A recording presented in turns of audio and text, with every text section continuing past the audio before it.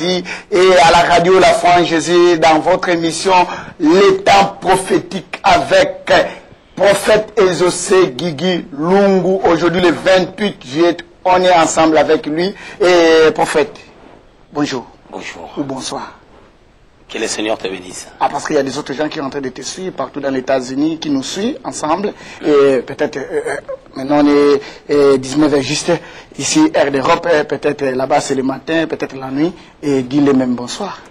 Bonjour, bonsoir, ça dépend de l'ère dans laquelle les personnes me suivent. Mais qui êtes-vous? Peut-être c'est la première fois que la personne te suit. Qui êtes-vous? Tout à l'heure, tu venais de dire que je suis le prophète exaucé Guigui Lungu. Je suis le pasteur titulaire des églises. Des églises, mission évangélique avec des sanctifiés. Il y en a à Paris, au Luxembourg, mais moi je suis basé au Luxembourg. Pourquoi tu as choisi Luxembourg? C'est le Seigneur qui m'a envoyé au Luxembourg, parce que avant j'avais commencé à Paris, je ne connaissais même pas Luxembourg. Si ce n'est que dans la carte géographique, je n'ai jamais connu Luxembourg, mais les plans de Dieu sont insondables. C'est Dieu qui agit. Donc, c'est ça qu'on dit que Dieu est maître des temps et des circonstances. Bien sûr. Je veux que tu connaisses la parole. Hein. Oh! Ça fait 10 ans, papa, on dirige la télévision et la radio La Foi en Jésus. Il faut qu'on s'assoie. On a beaucoup invité, on a beaucoup accueilli. Regardez comme vous aussi, on est avec vous aujourd'hui à 2013. C'est Dieu seulement qui est maître des temps et des circonstances qu'on s'est connus à 2013 avec le prophète Guigui. Est-ce que le prophète, tu peux prier pour nous et pour les autres gens qui vont nous suivre? Voilà, nous allons prier. Tendre Père, nous voulons bénir ton Saint-Nom et remettre ces moments entre tes mains. Nous voulons que ton nom soit glorifié au travers de cette émission. Seigneur, que ceux qui nous écouteront, Père, soient édifiés au travers de nos paroles, Père, au Dieu de gloire. Nous ne voulons pas être mécaniques, nous voulons être prophétiques, nous voulons être spirituels. Nous voulons transmettre ta pensée en bonne et due forme. Que nous prions afin que le Saint-Esprit nous assiste comme la parole déclare. C'est par le Saint-Esprit que les hommes parlent de la part de Dieu. Béni sois-tu, toi le guide parfait, toi qui es la parole.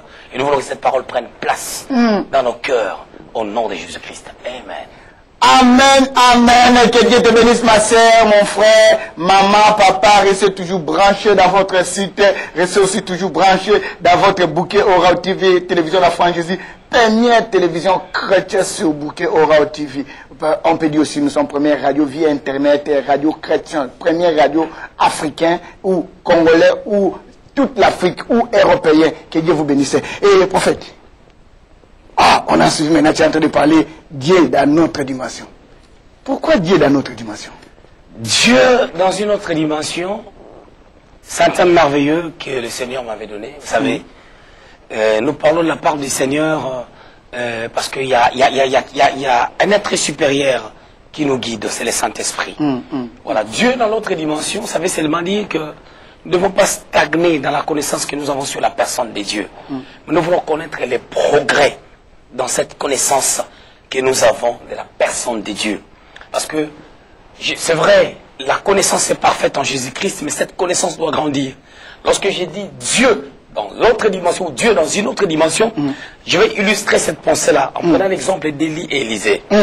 Élie avait servi Dieu dans une certaine dimension.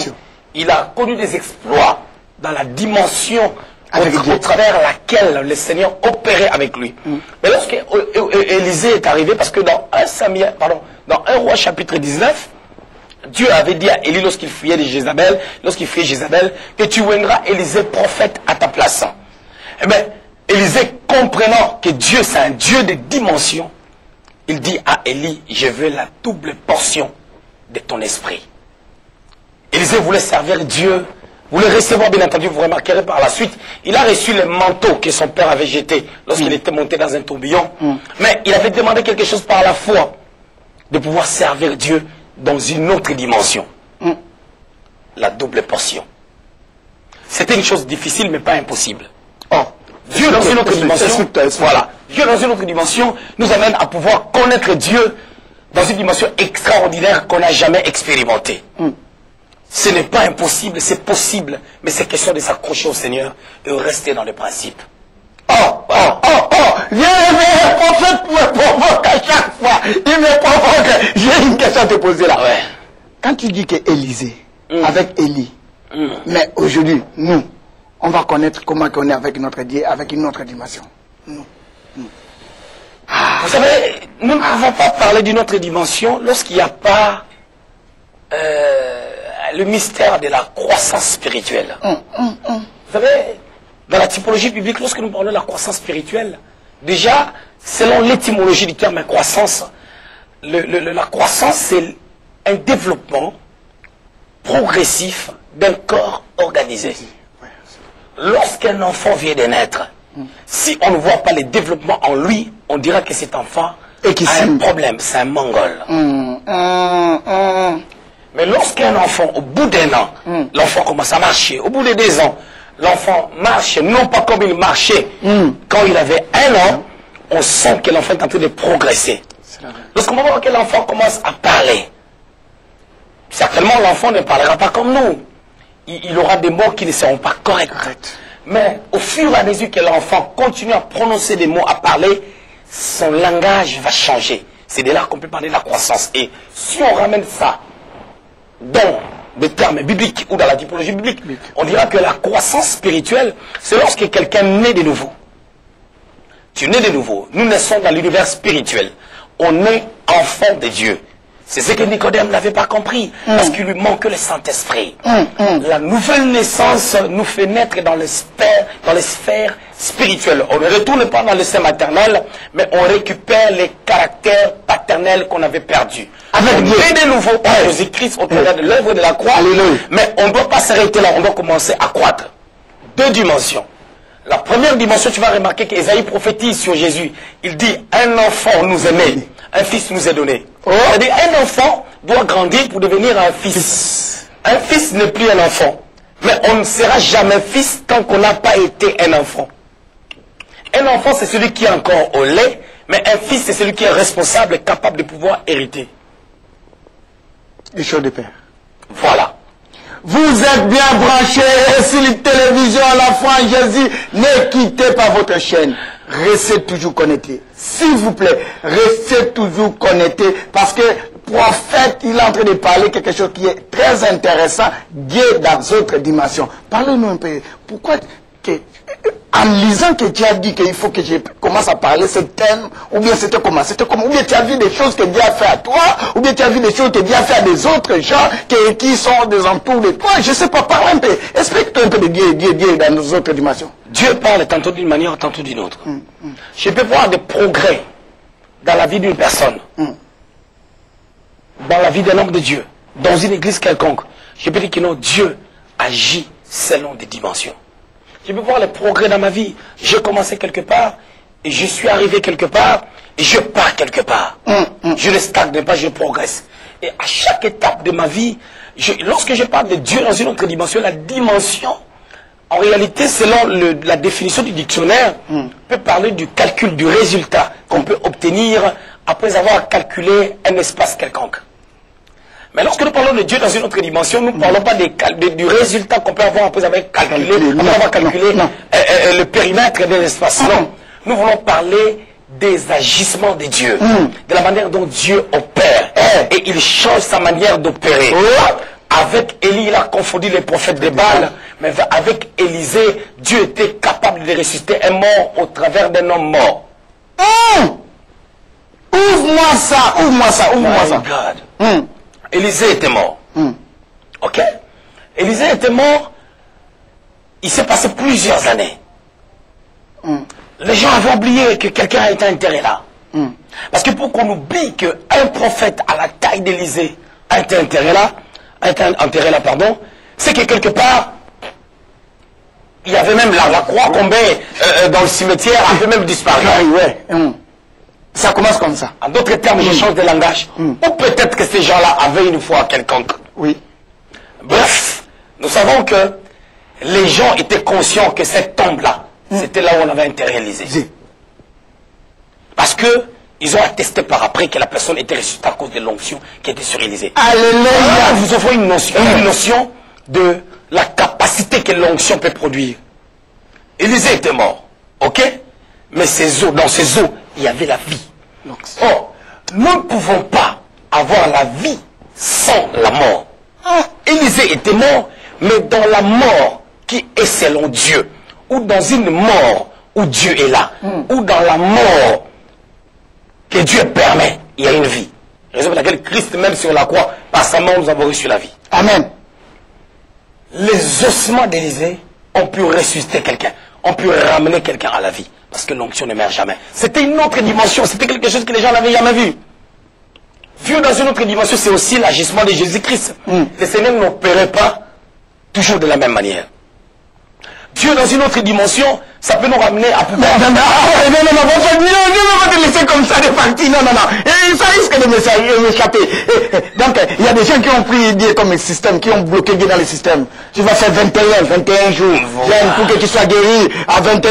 21, non, ça va pas 21, 41. Bon, je vais rentrer dans ce contexte-là. Ouais, rentre un peu. Les gens font une erreur. Une erreur monumentale. Une erreur grave. Écoute. Ma soeur, écoute, mon frère, écoute, on écoute ensemble, s'il vous plaît. Ésaïe 58. La Bible est en train de parler du vrai gène. Lorsque la Bible parle du vrai gène, la Bible dit, le vrai gène, c'est, en gros, c'est séparer du mal. Je ne suis pas contre les gènes. J'ai pris. Mais moi aussi, je ne suis pas contre. Mais le gène, c'est pas la condition sine qua non qui peut amener le Seigneur à pouvoir agir. Parce que Dieu fait chaque chose belle à son temps. Il ne ment jamais. Lorsqu'il fait une promesse à une personne, il le confirme par un serment. Et il n'est pas un homme pour mentir. Tout à fait. Mais les hommes doivent chercher d'abord, Matthieu 6, 33, d'abord le royaume des cieux. Et le reste leur sera donné par-dessus tout. Dieu n'est pas compliqué. Ce sont des hommes qui sont compliqués. Ce sont des hommes qui perdent le pédale, si je peux dire ça comme ça. Bon, rentrons d'abord dans la réalité des gènes. Les gens croient que lorsqu'une personne gêne, ça permet à la personne d'être disposée pour être délivrée. Mais c'est faux. Cette personne-là qui est dans des chaînes, pourquoi elle ne s'est pas délivrée elle-même? Parce que déjà, on ne peut pas se délivrer soi-même. On parle de la délivrance lorsqu'il y a une tierce personne, parce que quand tu n'es pas libre, tu ne peux pas libérer. Bien sûr. Lorsque nous parlons de la délivrance déjà, la délivrance que nous avons reçue par Jésus-Christ, bien entendu, on parle de la délivrance par Jésus-Christ, c'est-à-dire par une autre personne, et dans une autre dimension. La délivrance a été préfigurée. Si je commence à comprendre, avant d'être délivré, il faut d'abord tu recevoir d'abord tu reçois d'abord Jésus comme sauveur. Tu sais, la délivrance c'est tout un mystère. La délivrance commence comment? Les gens changent, les gens tergiversent l'essence de la parole de Dieu. La délivrance c'est pas le fait de tomber et de s'agiter. Tu peux t'agiter, les démons ne partent pas. Combien de personnes s'agitent sans pour autant que les démons partent? Mais demain on les voit encore, il est en train de. La délivrance c'est d'abord une mentalité qui doit être régénérée. Alléluia. Je donne un exemple. Dans l'ancienne alliance, dans l'Ancien Testament, la préfiguration ou l'image de la délivrance, c'est le travail que Moïse a fait par la puissance de Dieu. Il est venu. Dieu voulait délivrer Israël qui était en captivité. Dieu a suscité un sauveur, c'est-à-dire Moïse. Il lui a donné un message. Le message était précis. Dans la délivrance, il y a le message et il y a la capacité d'accomplir, c'est-à-dire l'onction. Et nous allons remarquer que Moïse avait un bâton. Et ces bâtons symbolisaient l'autorité et l'onction qu'il avait de la part du Seigneur. Ok? Et hormis cela, il avait la parole que Dieu lui avait donnée. Cette parole était précise. Va, libère les enfants d'Israël. Je vais endurcir le cœur de Pharaon, mais tu finiras par les libérer. Tu as reçu la parole et tu as l'autorité. Et on a vu la manifestation de cette autorité, ce que les bâtons faisaient et ce que toutes les paroles de Moïse faisaient. La délivrance commence d'abord par l'acceptation de la parole qui est Christ. Amen. Il y a un travail à faire. Amen. Il y a des gens qui cherchent la délivrance mais ils ne veulent pas se convertir. Ils marchent des églises à des églises. Cherchant la délivrance. Oh, la délivrance est auprès d'eux. La délivrance commence par les changements. Oh mon frère, écoute.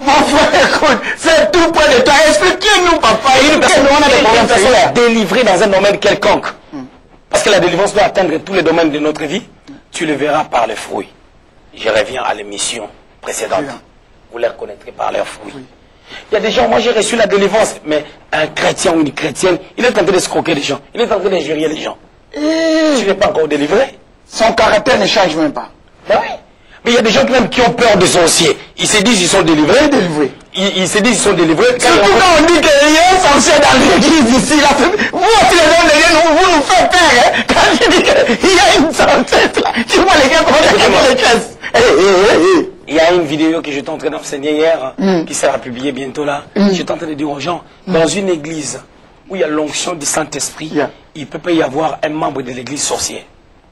C'est la vérité, papa. Oh. Mais il y a des diacres sorciers, il y a des magiciens dans les églises, il y a même tout. Mais c'est parce que l'église est aveugle. Et puis les pasteurs, ils font aussi ça, c'est de mes collaborateurs. Écoutez. Qui n'ont même pas changé leur caractère, même leur habitude, les insolents, de quoi, les hypocrites, mais ils ont un entour de pasteurs là. Voilà, c'est ça le problème.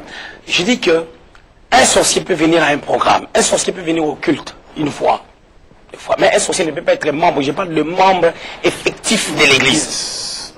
Raison pour laquelle nous devons voir. Tu ne peux pas accomplir une mission de la part du Seigneur si tu ne vois pas là où tu vas. Moïse devait voir l'avenir. Raison pour laquelle il prophétisa dans Deutéronome, il dit, Dieu vous enverra, il dit à Israël, Dieu vous enverra. Lorsqu'il avait su que lui ne rentrera pas à Cana, il a dit, Dieu vous enverra un prophète comme moi. Tu sais, Moïse, quand il prophétisait de la sorte, il voyait qui? Il voyait Christ, qui va accomplir la mission que lui, il avait préfigurée.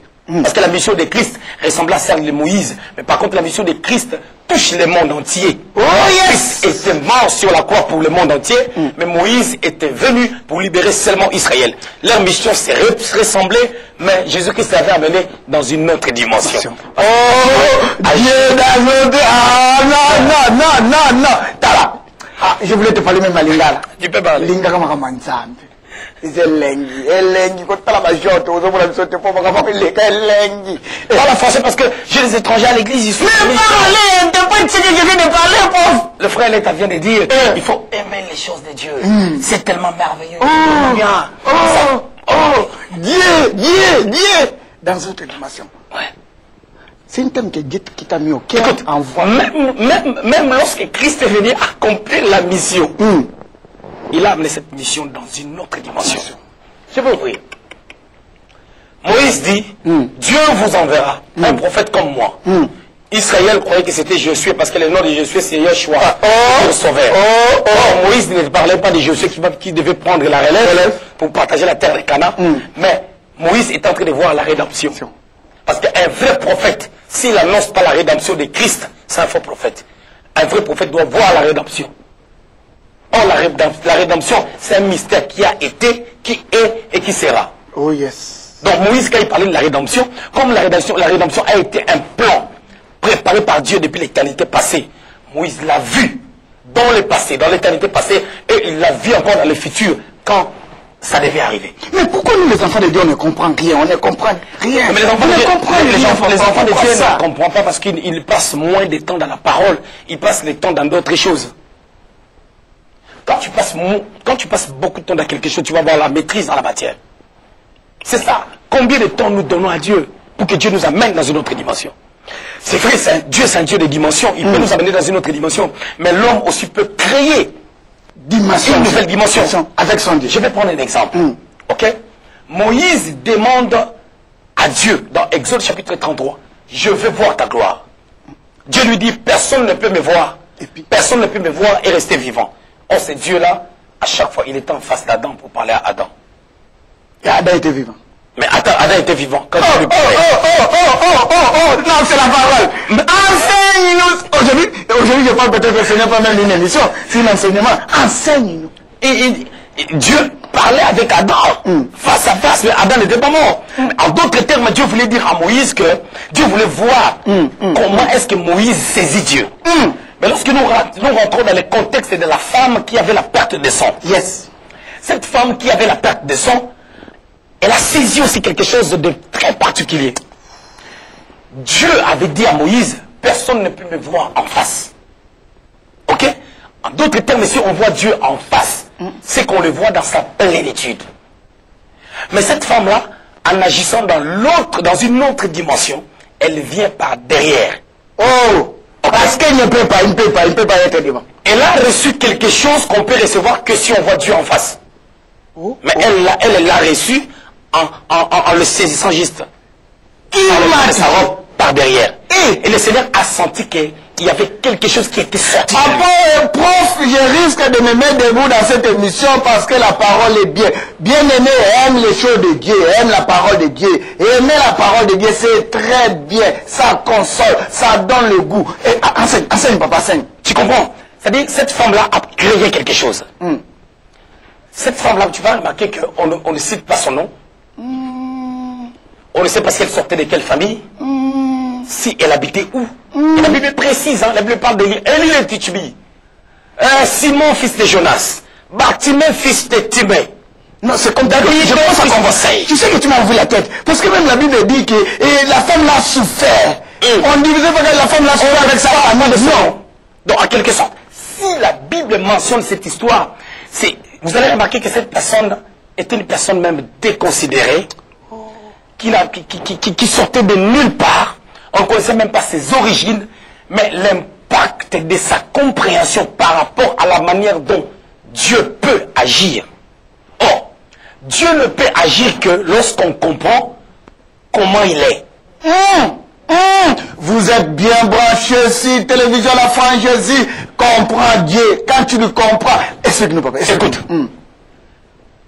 Matthieu a parlé de Jésus, a parlé de l'évangile.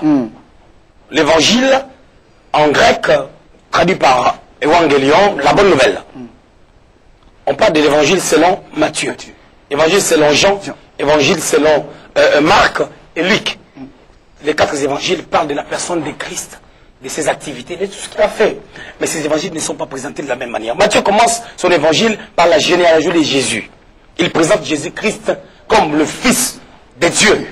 Partant de sa généalogie, d'où il sort et comment par le Saint-Esprit il est venu dans le ventre de Marie, mais il était le Fils de Dieu. Mais Jean ne le présente pas comme étant le Fils, mais Jean le présente comme la parole faite chair, comme Dieu. Jean présente Jésus-Christ dans sa dimension. Matthieu aussi dans sa dimension. Et Marc aussi l'a présenté comme serviteur dans sa dimension. Parce qu'un vrai fils en Israël devait être d'abord serviteur de son père. C'est pour ça même le Seigneur Jésus-Christ, lorsqu'il prend l'exemple du fils perdu dans cette parabole, tu vas remarquer que ce fils travaillait avec lui. Parce que quand l'autre avait demandé de prendre ses biens pour partir, l'autre était resté pour travailler. Alors quand celui qui avait perdu était revenu, l'autre avait boudé. Pourquoi? Parce qu'il a dit, j'ai travaillé avec toi, je suis resté avec toi. Travailler pendant longtemps, tu n'as jamais organisé des fêtes comme ça. Un fils devait être à la fois, il devait être capable d'hériter, il devait être serviteur, et il devait être un fils. Quand on parle de fils, c'est celui qui a la nature, les sangs, les caractères de son père, et il devait connaître la signature de son père. Donc Dieu dans notre dimension. Dieu dans notre dimension. Prof, j'ai une question à te poser. Il y a des autres gens qui disent que Dieu dans les autres dimensions, quand Dieu te bénit. Il y a des autres gens qui disent que Dieu dans les autres dimensions parce qu'il m'a délivré à ça. Mais la façon que toi tu es en train d'expliquer, c'est une autre aussi façon. My God. Écoute-moi. Dieu dit, la parole déclare, Job, je reviens à Job. Job a vu une autre dimension avec Dieu, non pas parce que Dieu lui avait béni, non pas parce que Dieu lui avait donné forcément, mais parce qu'il a vécu des dieux dans la souffrance. Il dit, j'ai entendu parler des dieux, mais aujourd'hui, j'ai vu. Je t'ai vu. On sait qu'on voit, on peut le toucher, parce qu'on l'a vu. Ce qu'on ne voit pas, on ne peut pas le toucher. Tu comprends un peu? Je comprends pas. Mais comment Job a parlé ainsi? Parce que Dieu lui a enseigné ses voies. Dieu lui a posé quelques questions. Tu étais où lorsque j'ai créé telle chose? Telle chose. Et par la souffrance, Job a pu connaître Dieu. Tu comprends? Là, on rentre dans le mystère du désert. C'est dans le désert, l'endroit que les gens n'aiment pas. C'est là où on connaît Dieu. C'est pour ça que Jean-Baptiste est élevé comme le plus grand parmi tous ceux-là qui sont nés au travers d'une femme. Son évangile, il l'a tiré du désert. La Bible dit, Jean parut dans le désert. Il dit aux gens, un message qui amène les gens dans la mentalité du royaume, dans la profondeur, doit sortir du désert, de la souffrance. Que Dieu nous amène dans les autres dimensions. Amène-moi, amène mon frère. Amène-moi. Dans la foi en Jésus, dans la télévision, la foi en Jésus, tu as enduré des combats.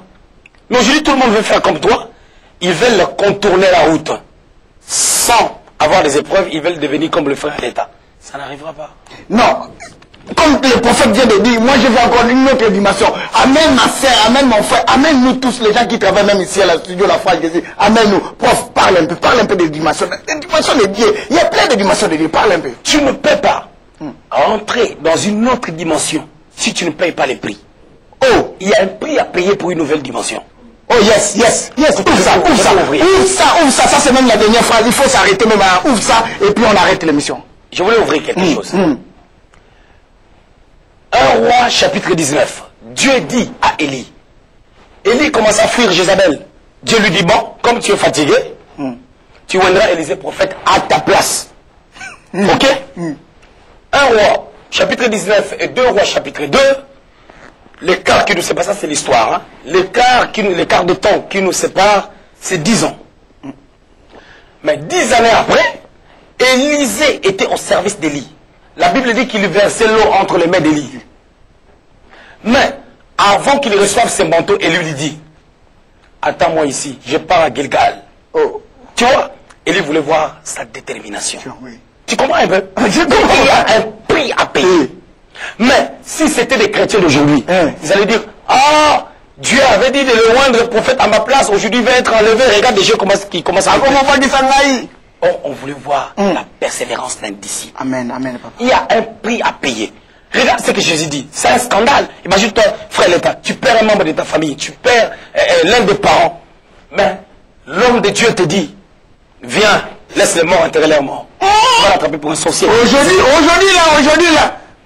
là, tu fais ça. C'est ce que Jésus a dit, je ne vais pas aller loin. Lorsque je revenais de Kinshasa, arrivé à Paris, j'ai raté le vol. La personne qui était venue me chercher à l'aéroport, c'est ma fille spirituelle, l'évangéliste Lauriane. Pendant qu'elle venait à l'aéroport, on l'a appelé pour dire que non, son fils a fait une malaise et qu'on l'a amené à l'hôpital. Elle est venue me chercher. Qu'est-ce qu'elle va faire? Elle a dit, j'arrive d'abord à l'aéroport. Tu comprends un peu? Amen. Et Dieu avait pris le contrôle de la vie de son enfant. Amen. Tu comprends la dimension de la connaissance? Tu comprends la dimension de la connaissance? Pour dire que lorsque nous servons Dieu, Dieu nous prend en charge. Dans tout. Dans tous les domaines de notre vie. Les gens cherchent, mais la bénédiction est auprès d'eux. Et la bénédiction est dans la connaissance. Comprends les dimensions de Dieu. Parlons un peu pour 2 minutes, les gens qui peuvent chercher des guérisons, des miracles, des délivrances par-ci, par-là, ils ne se fatiguent même pas. Il y a des autres même, on lui dit, on va te laver, on va te ouen. Ok, Dieu avec, Dieu dans notre dimension. Parlez, papa. Et puis on arrête là pour qu'on t'attend encore la semaine prochaine pour continuer. Parce que c'est une thème que tu es en train de parler. Je t'avais suivi dans une prédication. J'ai dit, non, il faut que je l'invite dans son émission. Tout ce qui n'est pas dans la Bible, lorsque nous le pratiquons, nous péchons. Et lorsque nous péchons, la gloire est bannie. Il y a la puissance du kabod. Dans le péché, la gloire est bannie. Nous devons rester dans la parole de Dieu. Si nous restons dans la parole de Dieu, nous allons expérimenter Dieu dans plusieurs dimensions, peu importe les épreuves. Dieu est vivant. Dieu est réel. Dieu existe. Moi, je me pose des fois des questions. Comment est-ce qu'un chrétien peut arriver au point de dire, est-ce que Dieu m'entend? Pendant que Dieu est vivant, c'est que tu n'as jamais cru en Dieu. Donc même notre façon de prier, il faut qu'on change. Bien sûr que oui. Si nous devons aller dans une autre dimension. Parce que nous devons grandir. Même dans notre manière d'adorer, nous devons grandir. Dans notre manière de concevoir les choses, nous devons grandir. Dans tous les domaines de la vie, lorsque tu ne grandis pas, tu es mongol. Et tu dois revoir ta conversion. On prend quoi, on laisse quoi dans Dieu, dans une autre dimension. On laisse tout ce qui n'est pas la parole de Dieu et retournons à la parole de Dieu. Que cette parole prenne toute la place dans nos vies. C'est merveilleux. Alléluia. Priez pour nous, pour que ma sœur, mon frère, semaine prochaine, il voit Dieu dans des autres dimensions. Éternel des armées, j'ai prie pour tous ceux-là qui veulent expérimenter la grandeur de Dieu dans une autre dimension, qui ont les cœurs disposés pour ces choses. Seigneur, laisse que leur vie ne soit plus la même. Tu es le guide parfait, le Dieu fidèle, Père, qui par la parole tu effrayes un chemin. La Bible déclare dans leur détresse, tu envoies la parole et la parole guérit. Seule la parole peut restaurer les vies. Seule la parole peut impacter, briser les jougs de l'ennemi. Nous proclamons ta sainteté et nous proclamons ta gloire dans le nom puissant de Jésus. Seigneur, nous croyons, Père éternel, oh Dieu, à ta fidélité, à l'excellence et à la vie éternelle, parce qu'un jour tu viendras chercher ton église. Béni sois-tu, toi, le guide parfait. Bénis la chaîne de télévision, la foi en Jésus-Christ. Bénis le frère Léta, le frère Samuel. Que la gloire demeure en ces lieux. Au nom de Jésus-Christ. Amen. Amen, amen, que Dieu vous bénisse. On va se retrouver encore avec prophète Guigui Exaucé Lungu de Lusambourg, semaine prochaine, le vendredi, pour continuer Dieu. Moi, j'ai changé de Dieu dans d'autres dimensions. Dimension, merci beaucoup, merci prophète. Que Dieu te bénisse. Alléluia, alléluia, alléluia.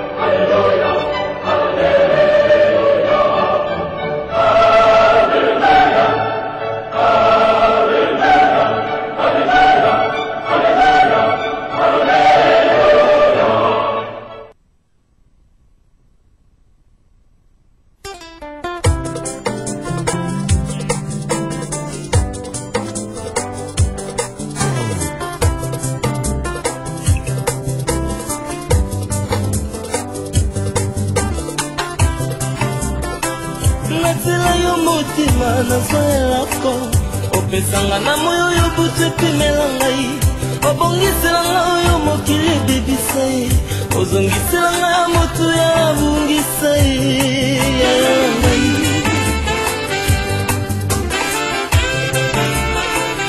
oyanolanga losambo nasala na bosana osamba sekrebi yanopesi na miso ya bato oboyela mema likambo elekinga moto nzambe na ngai yebi epekiselo te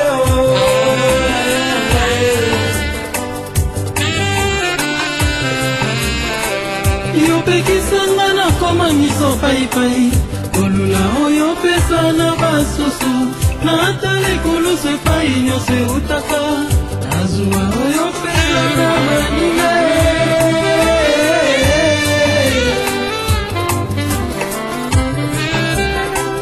yozapolela kisanga nzela ye ilobele kisanga nyenga koloba kinyoela kisanga kopana na bato zambe oyo kokiselanga ndoto ndoto na